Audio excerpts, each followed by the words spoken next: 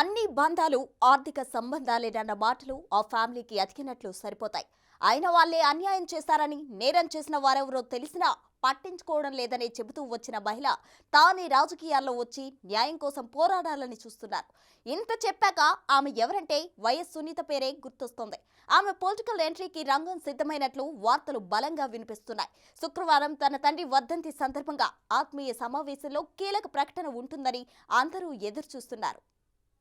హత్య కేసులో కొలిక్కి రాని దర్యాప్తు.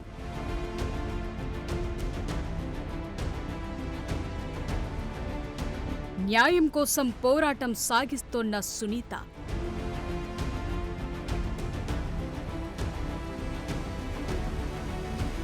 హత్య చేసింది అయిన వాళ్లేనని చెబుతోన్న సునీత.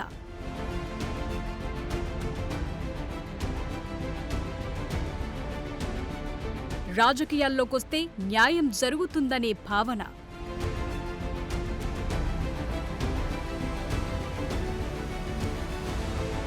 ఏ పార్టీ ద్వారా ఆమె బరిలో దిగుతారనే ఉత్కంఠ.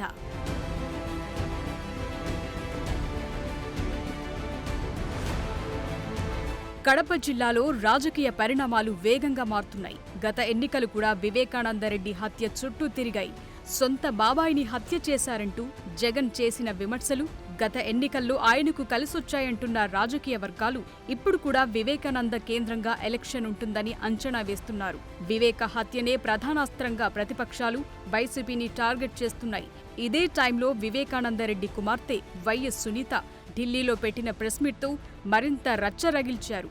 హత్య కేసు నిందితులను వైసీపీ ప్రభుత్వం రక్షిస్తోందని, వచ్చే ఎన్నికల్లో తన అన్న జగన్ పార్టీకి ఓటు వేయొద్దని వేడుకున్నారు. ఈ అంశం అధికార పార్టీ నేతలకు మింగుడు పడటం లేదట.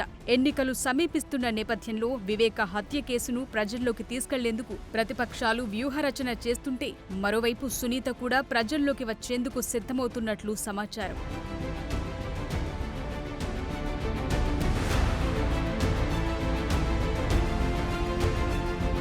ఈసారి తమ కుటుంబం నుంచి ఒకరు పోటీ చేస్తారని గతంలోనే సన్నిహితులకు చెప్పినట్టు సమాచారం. అందులో భాగంగా వివేక సతీమణి సౌభాగ్యమ్మను నిలబెడతారని ప్రచారం సాగింది. ఆమెకు బదులు తానే రంగంలోకి దిగాలని సునీత నిర్ణయించుకున్నట్టు తెలుస్తోంది. ఈ మేరకు శుక్రవారం వివేక వర్ధంతి సందర్భంగా అనుచర వర్గంతో సమావేశం కానున్నారు. సునీతారెడ్డి రాజకీయాల్లోకొస్తారనే ప్రచారం సాగుతున్న ఆమె చెయ్యబోయే ప్రకటన కోసం అందరూ ఎదురు చూస్తున్నారు. ఏపీసీసీ చీఫ్గా షర్మిల బాధ్యతలు స్వీకరించాక సునీత ఆమెతో భేటీ కావటం కూడా నాడు చర్చనీయాంశంగా మారింది.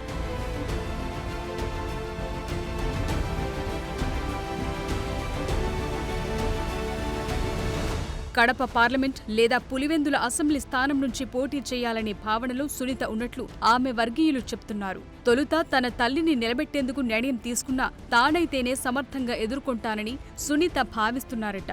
తన సోదరుడు సీఎం జగన్పై సునీత ఇప్పటికే ఘాటు వ్యాఖ్యలు చేశారు. వచ్చే ఎన్నికల్లో ఆయన పార్టీకి ఓట్లు వేయొద్దని చెప్పారు. ఒకవేళ సునీత ప్రత్యక్ష రాజకీయాల్లోకొస్తే ఏ పార్టీ తరపున నిలబడతారనే ఉత్కంఠ నెలకొంది. జగన్ను ఓడించే లక్ష్యంగా టీడీపీ, జనసేన, బీజేపీ కూటమి పనిచేస్తోంది.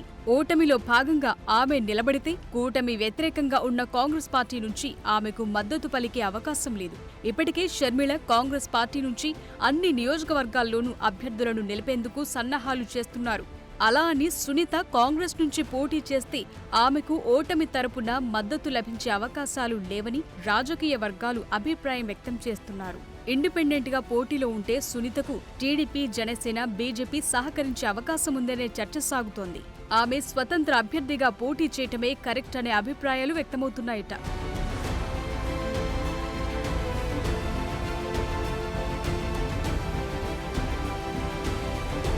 ఏది ఏమైనా కడప నుంచి మాజీ మంత్రి వివేక కుటుంబం ఈసారి ఎన్నికల బరిలో నిలవటం ఖాయంగా కనిపిస్తోంది.